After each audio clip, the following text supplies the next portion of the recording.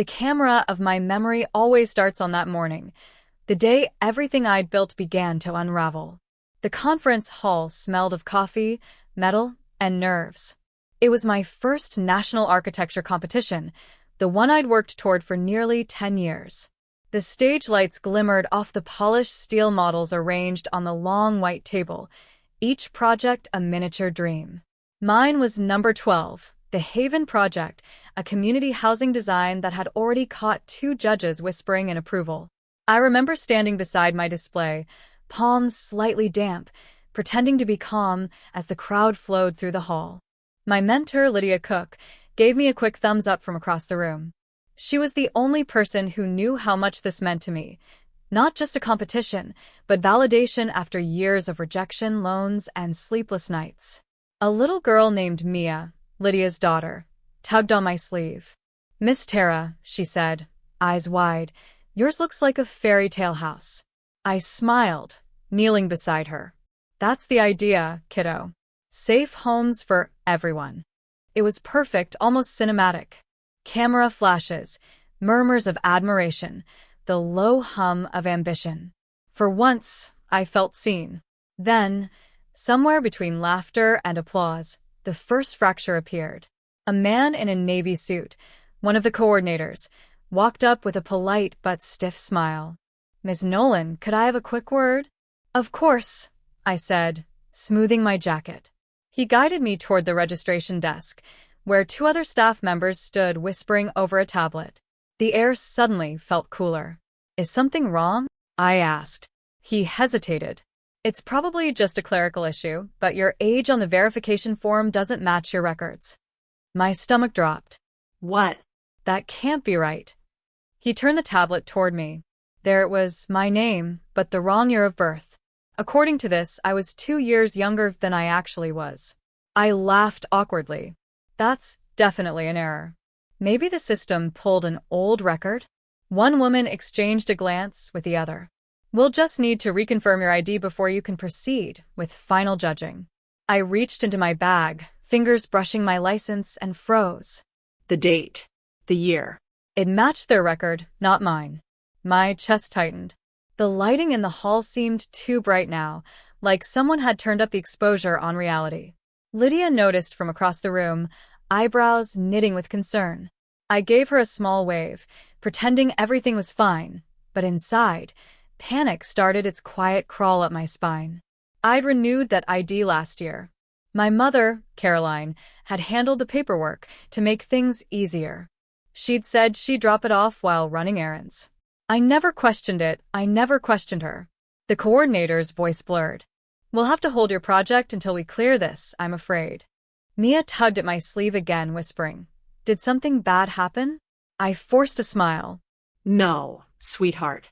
Just a mix-up." But as I watched the judges move on to the next table, my chest burned with a quiet dread. Years of work, recognition, and validation, all hanging by a number on a card I hadn't filled out myself. Lydia walked over.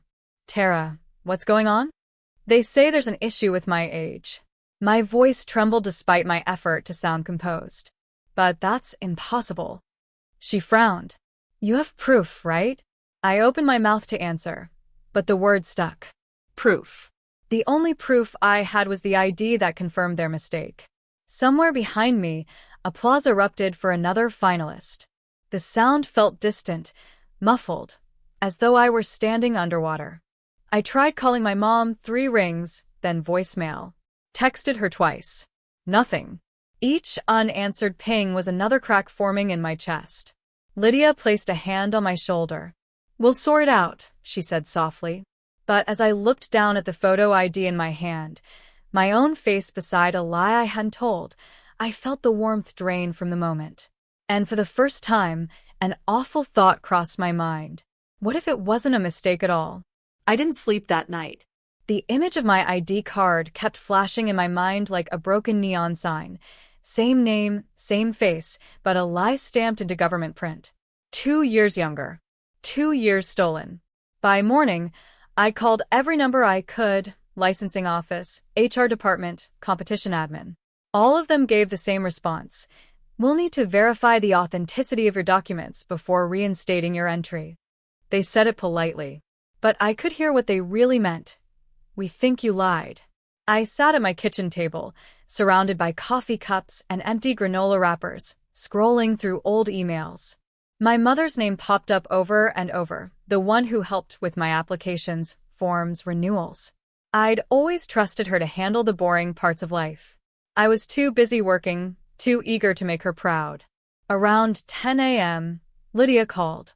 They've postponed the results until next week, she said carefully. They're giving you time to clear up the paperwork. I swallowed hard. That means I'm disqualified. Tara. No, it does. You don't postpone winners.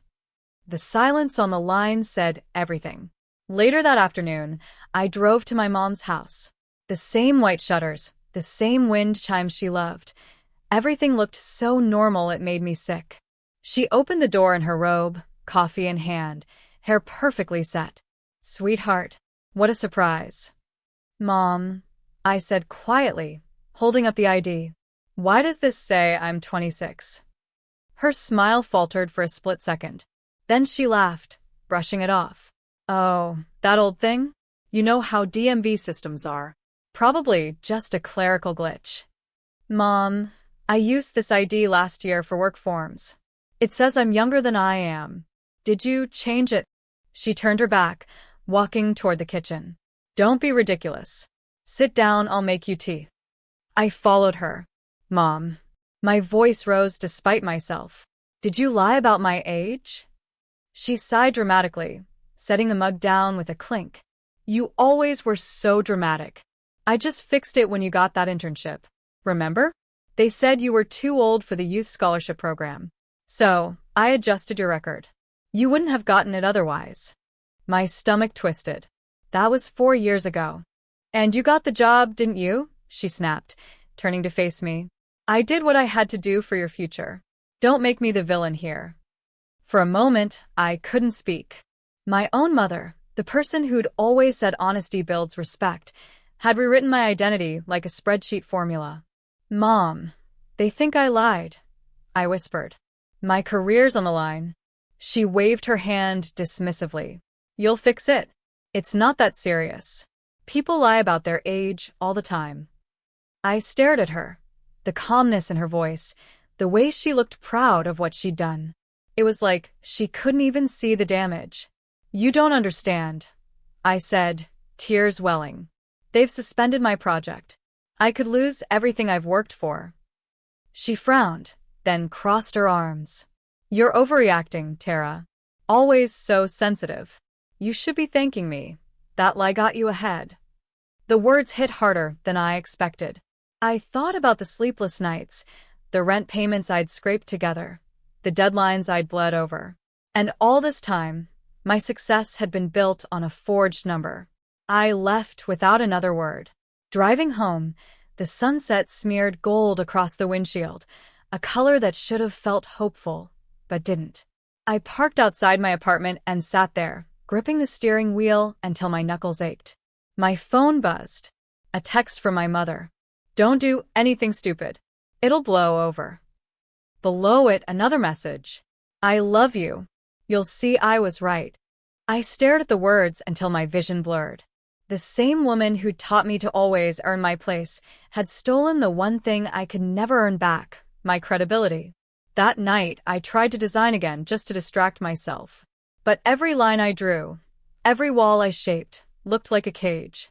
By midnight, the only sound in the room was the soft hum of my computer fan, and the voice in my head whispering something I didn't want to admit yet. Maybe this wasn't the first time she'd done something like this. When I was little, I used to think my mom could fix anything. If a teacher was unfair, she'd storm into the school. If a bill came late, she'd talk to someone and it would disappear. I thought that was power. I didn't know it was manipulation dressed as love. We lived in a 2-bedroom apartment in Springfield. She raised me alone after my dad left. Or, at least that's what she said. The story changed every few years. Sometimes he was deadbeat, sometimes ill, sometimes away on business. I stopped asking. The first lie I can remember was small. I was 9, auditioning for a children's choir that capped at age 10. She whispered, "Tell them you're 8. I did, and I got in. I remember her grin in the parking lot, bright as a victory flag. See? The world rewards confidence, she said. Back then, I thought confidence and deceit were cousins. It only grew from there. At 16, she filled out my first college summer program forms. She changed my birth year to make me eligible for a youth grant. When I found out, she brushed it off.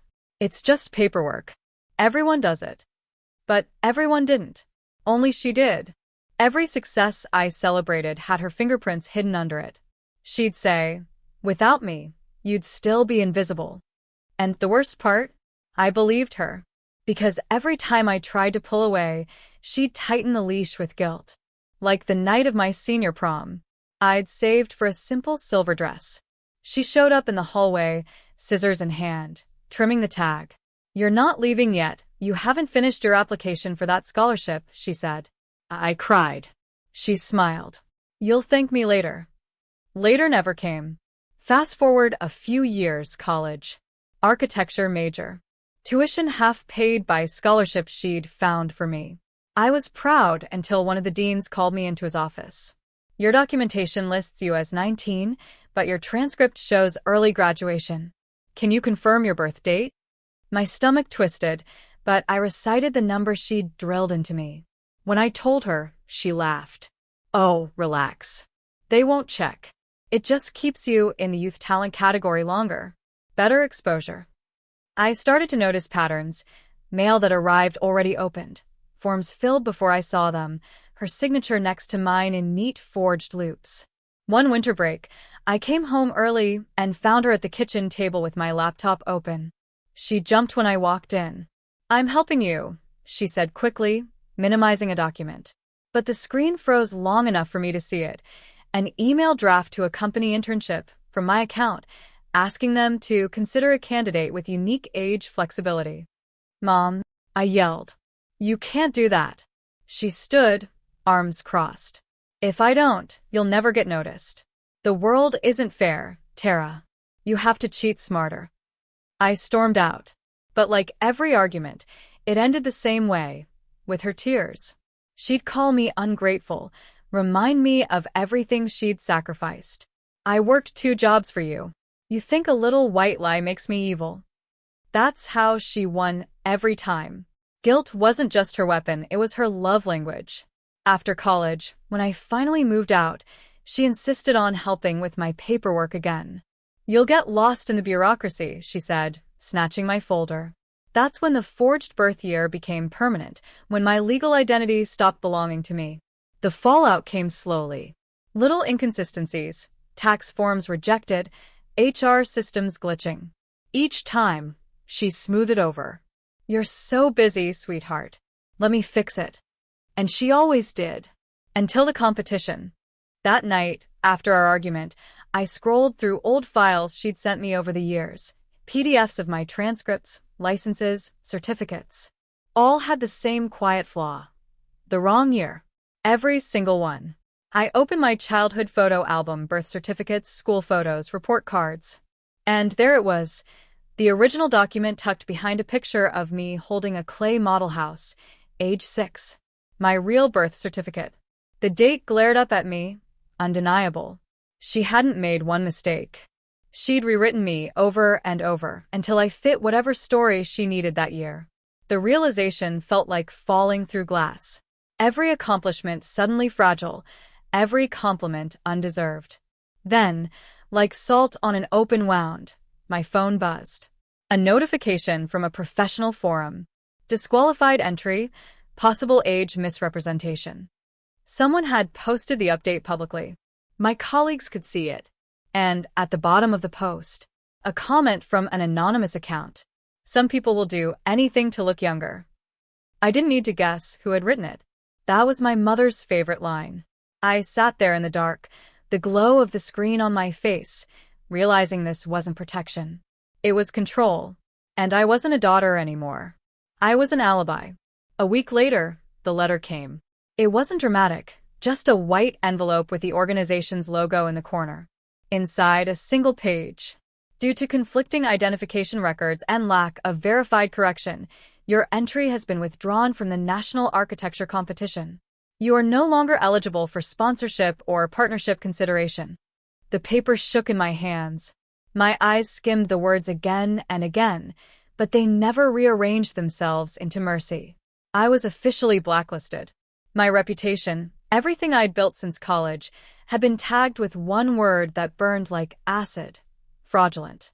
I stared at the letter until the ink blurred. Then I called my mom. She answered on the second ring, cheerful as ever.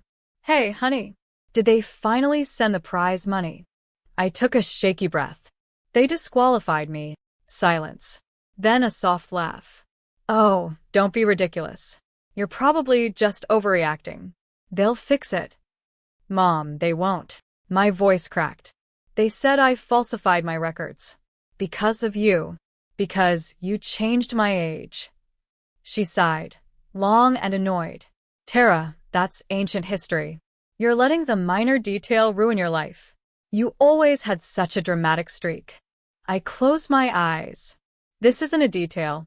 My license, my tax forms, my resume, they all show the wrong year. No one will hire me now. I could lose my certification. "Then fix it," she said coldly. "You're smart. You'll figure it out." I swallowed the lump in my throat. "You don't get it, do you? You did this." She didn't answer right away. I heard the faint clink of her spoon against a mug. Then, "I did what I had to do to help you. You were too young. Too inexperienced. Nobody would have given you a chance if I hadn't." "Lied." I interrupted. "You lied to everyone." To me. She exhaled sharply. "You sound just like your father. Always blaming someone else for your failures." That line, "your father," hit a nerve so deep it burned. "Stop," I whispered. "Stop making this about him." But she didn't. "He left because he couldn't handle responsibility. You're the same.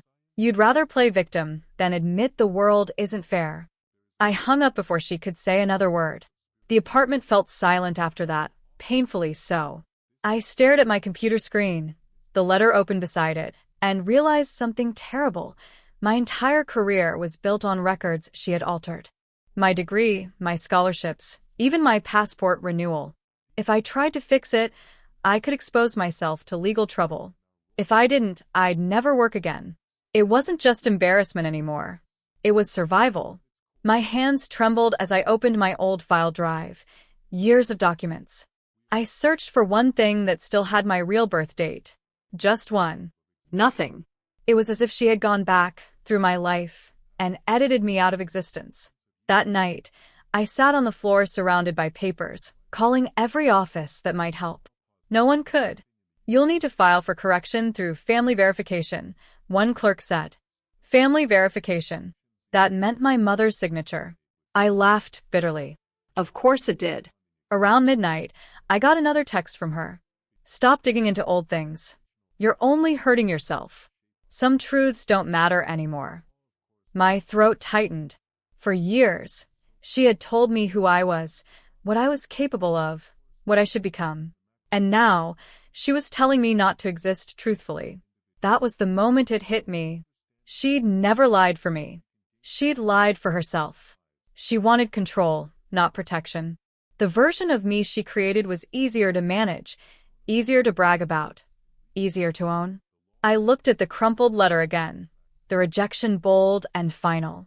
Then I opened a blank document on my computer and started typing a new name, my real date of birth. It felt like rebellion just to write it. That night, I promised myself something. If I had to rebuild everything from scratch, I would.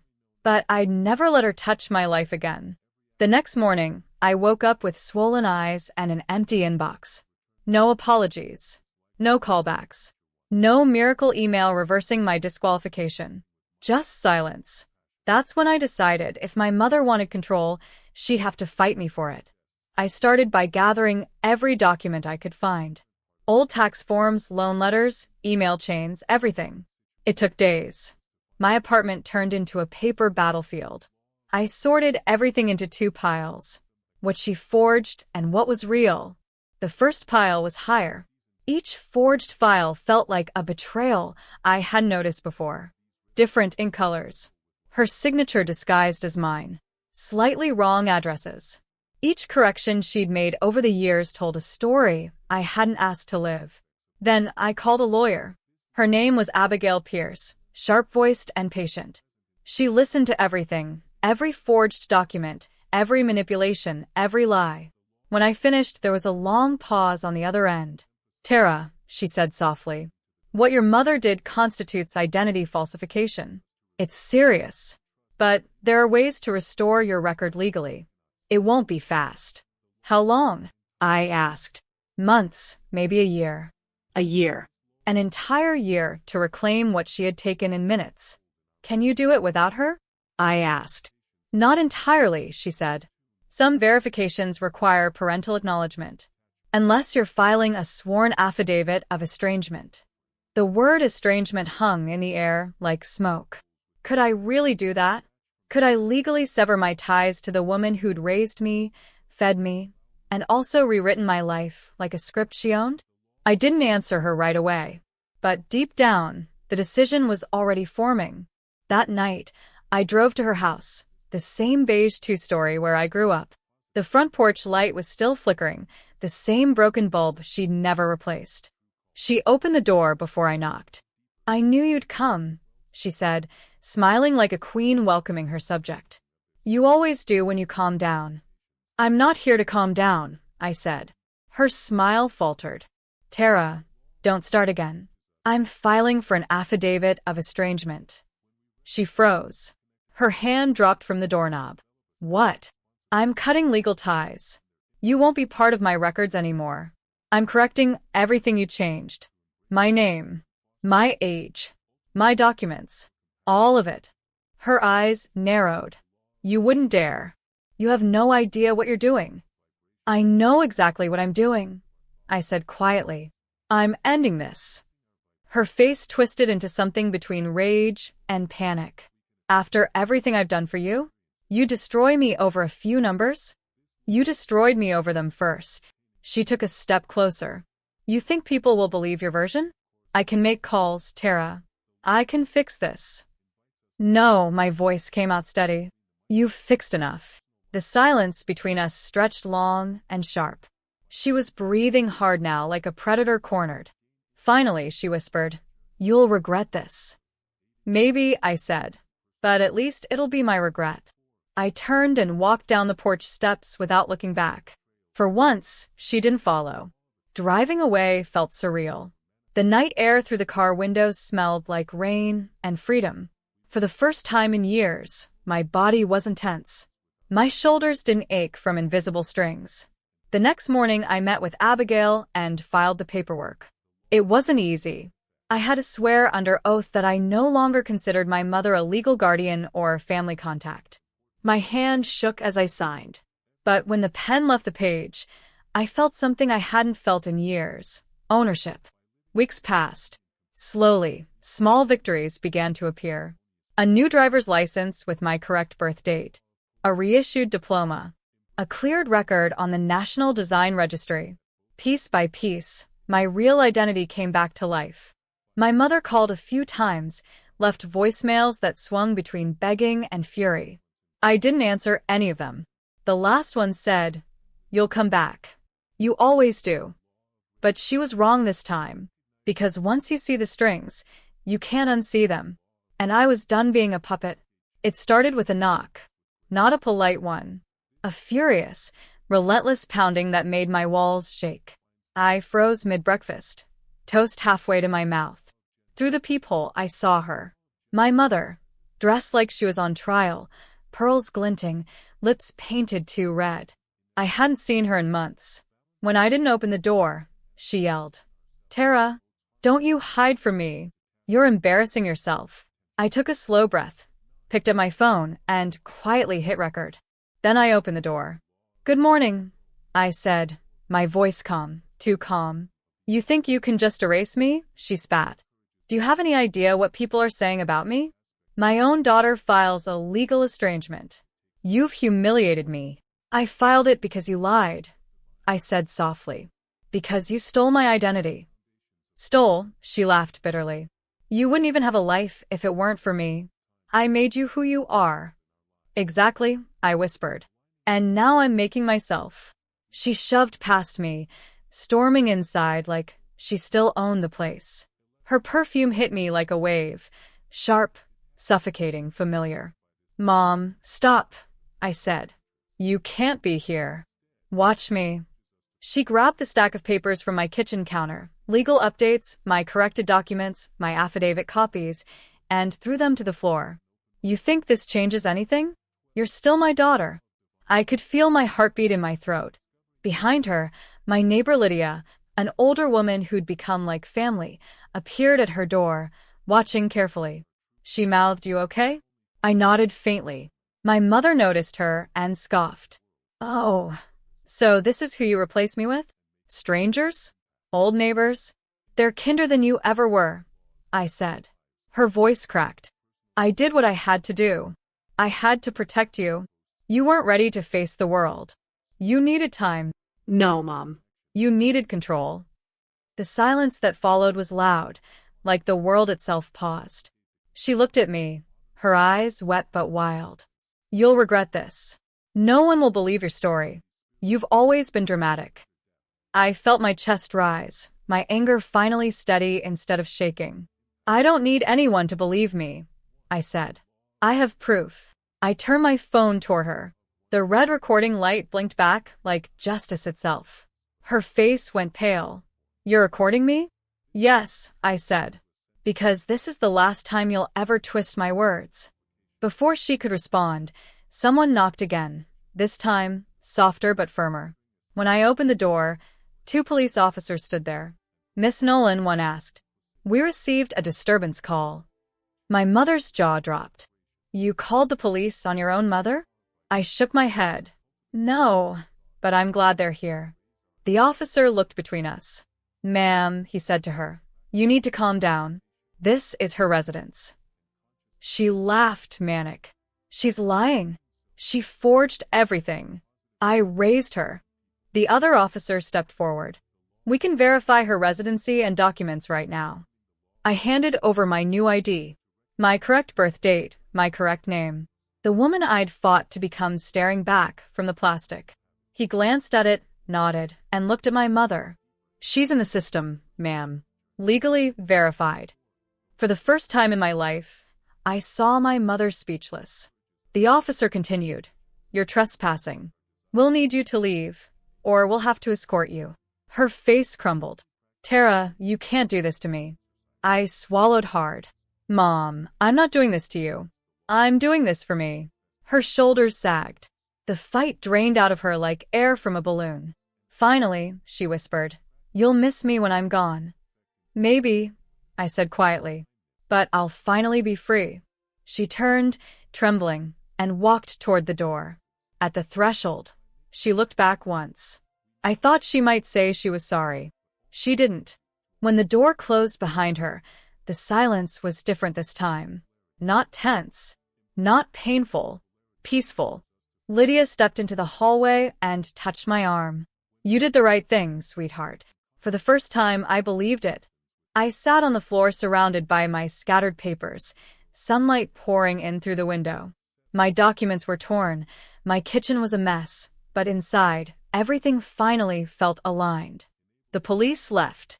The hallway emptied. I picked up one page from the floor, my diploma with the corrected date, and pressed it against my chest. For years, I'd let someone else define me. But now? I had the final word. For days after my mother left, I felt like I was walking through a dream. A quiet, unfamiliar one. No calls. No manipulation. No guilt woven into every conversation. Just silence. At first, it scared me. I didn't know who I was without her voice in my ear telling me what to do, who to trust, how to feel. But slowly, I started hearing other voices. Softer ones. Kinder ones. The first came from Lydia, my neighbor. She knocked on my door 2 mornings after the confrontation, holding a plate of warm banana bread. Thought you might need breakfast, she said. When I opened the door, the smell of cinnamon filled my apartment. My throat tightened. You didn't have to. I know, she said with a smile. But I wanted to. That wanted to broke something open inside me. We sat at my kitchen table, sipping coffee and eating banana bread off mismatched plates. The air was quiet, except for the occasional sound of her spoon clinking against the mug. You know, she said finally, when you stand up to people like that, it takes time for peace to feel safe again. I blinked away tears. It doesn't feel safe yet. It will, she promised. Give it time. Later that week, another knock came. This time, it was Chris, my old coworker from the design studio. He held a brown envelope. Hey, he said, grinning nervously. I heard what happened. I made a few calls. Inside the envelope was a printed letter from the Regional Design Board. Miss Nolan's application for reinstatement is approved, pending verification of corrected records. I stared at it, shaking. You did this. He shrugged. You deserved your career back. You were the best designer we had. I laughed through tears. You might be biased. Maybe, he said, but I'm also right. That night, I framed the letter and hung it by my workspace. Not because it fixed everything, but because it reminded me that the world could give, not just take. From there, small kindnesses began to pile up like blessings. Lydia checking in with homemade soup. Chris helping me update my portfolio. A stranger from the legal office sending an encouraging email after seeing my file. Each gesture reminded me that I wasn't invisible anymore. I began to rebuild routines. Morning jogs. Proper meals. Sleep that didn't come from exhaustion, but peace. One evening, I sat on my balcony watching the sunset, soft pink spilling across the sky, and realized something strange. The apartment felt bigger. Maybe it was because there was no longer a ghost of her voice echoing through it. Or maybe it was just me, finally taking up space I'd always been too afraid to claim. A week later, Lydia invited me to a small neighborhood dinner. No pressure, she said, just some friends, food, and too many stories about their grandkids. I went.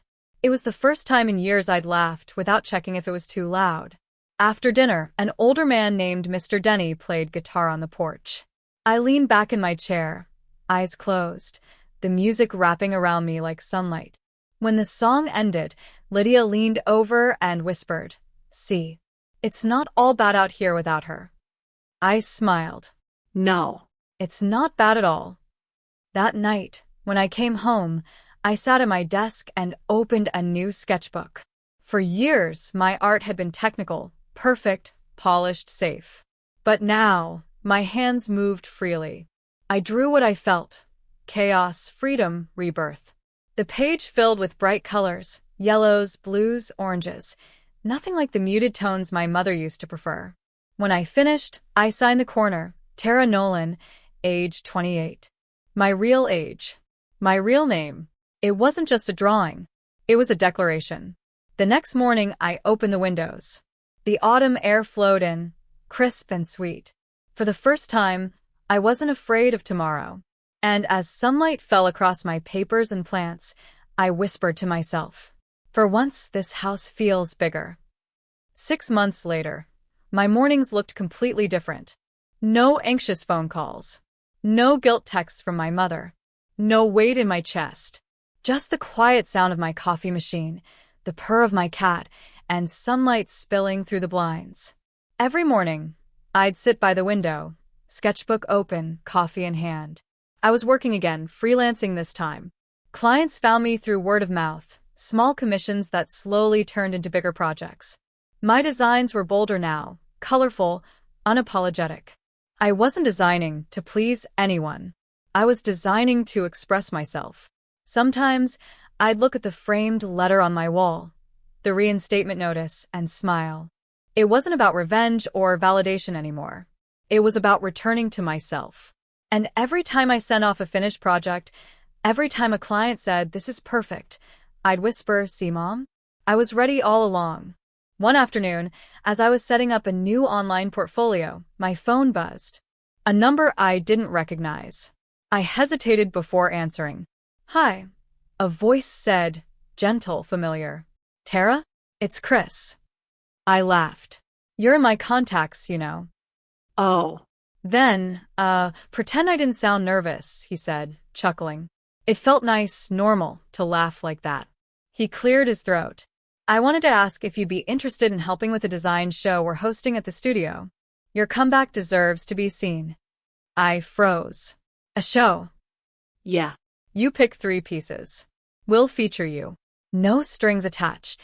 The words no strings attached hit deep. For so long, everything in my life had come with invisible strings. Expectations. Conditions. Debts. Now, someone was offering something just because they believed in me. I'd love that, I said softly. The show was small but beautiful, set in a cozy local gallery with white walls and golden lighting. Lydia came, dressed in her Sunday best. Mr. Denny played guitar in the corner. As people wandered through the room, stopping to admire my work, I felt something I hadn't in years. Pride without guilt. One of the guests, a middle-aged woman I didn't know, stopped in front of my main piece. It was a bright canvas filled with broken circles reconnecting into new shapes. She tilted her head. This feels like healing, she said. I smiled. That's exactly what it is. By the end of the night, 2 of my pieces sold. Chris found me by the snack table, grinning. See? Told you people needed your kind of light. I blushed. You might be right this time. He laughed. Might be. We spent the rest of the night talking about art, old work stories, and everything we'd learned about letting go. It wasn't romantic yet, but something peaceful was there. Something that didn't feel forced or fragile. As the gallery lights dimmed and guests left, Lydia hugged me tight. Look at you, she whispered. You built your own world. That night, I went home and stood on my balcony again, just like I had months ago. The city lights sparkled below, and I could hear laughter from distant patios. In the reflection of my window, I saw someone I barely recognized, confident, calm, and free. My phone buzzed. A message from an unknown number. Happy birthday, Tara. Hope you're doing okay. Mom. For a moment, I stared at it, my chest tight. Then, I typed. Thank you. I'm doing well. Hope you are too. And that was it. No anger. No longing. Just peace. I set my phone down, exhaled and whispered, enough. Then I turned back to my canvas, dipped my brush into bright yellow paint, and began to fill a new one. Bold, wild, free. 1 year later. The morning light looks different now. Softer. Warmer. Like it finally forgave the past. My apartment, once a battlefield of papers and broken trust, has become something else entirely, a home. The walls are painted pale yellow, sunlight clinging to every corner. On the shelf sits a small photo frame. Me, Lydia, and Chris at the gallery last spring, laughing mid-bite into cupcakes. A memory that feels like family. I still wake up early, coffee brewing in the quiet. But instead of dread, I feel anticipation. My work calendar is full. My art now hangs in 2 local cafes and 1 online shop. And sometimes, when I walk into those cafes and see strangers staring at my pieces, I smile. They don't know my story. They don't know what it cost. They just see beauty. And that's enough. This morning, there's something special waiting on my desk, a new project proposal from a design firm in Portland. They want me to lead a campaign. Me. I reread the email 3 times, then laugh to myself. Because 1 year ago, I thought my career was over. Now, I'm turning down offers that don't align with my piece. After breakfast, I grab my sketchbook and head outside. The autumn wind smells like cinnamon and freedom. Lydia is in her garden, trimming sunflowers. Morning, sweetheart, she calls. You're up early. I've got a deadline, I say, grinning. She waves her scissors. Deadlines are good. They keep us young. I laugh. If that's true, I'll live forever. We talk for a bit about her new grandbaby, about the gallery's next show, and when I turn to leave, she presses a small wrapped box into my hand. Don't open it till tonight, she says. Promise. I promise. That night, after finishing a client design, I sit on the couch and unwrap the box. Inside is a keychain, handmade, leather-stitched, with a single word engraved. Home. I run my thumb across the letters, feeling the weight of them. A year ago, I thought home meant where you were born. Now I know it means where you finally stop apologizing for existing. Sometimes, my mother still sends messages. They're shorter now. Softer. Hope you're well. Saw your art online. I reply politely but briefly. No bitterness. No longing. Just distance and peace. Because healing doesn't always mean reconciliation. Sometimes it just means not needing it anymore. Before bed, I walk out onto the balcony. The city hums quietly below, the sky painted with stars. I think about everything that happened, the lies, the losses, the rebuilding. I think about how she said I'd regret letting her go. But regret never came. Only freedom did. And somewhere deep inside, I know this is what growing up truly means, stepping out from the shadows of who they wanted you to be, into the light of who you are. I whisper to the wind, as if she could somehow hear it. I'm okay now. Then I close the balcony door, turn off the lights, and let the silence hold me. For the first time in my life, that silence doesn't feel empty. It feels earned. It feels peaceful. It feels like home.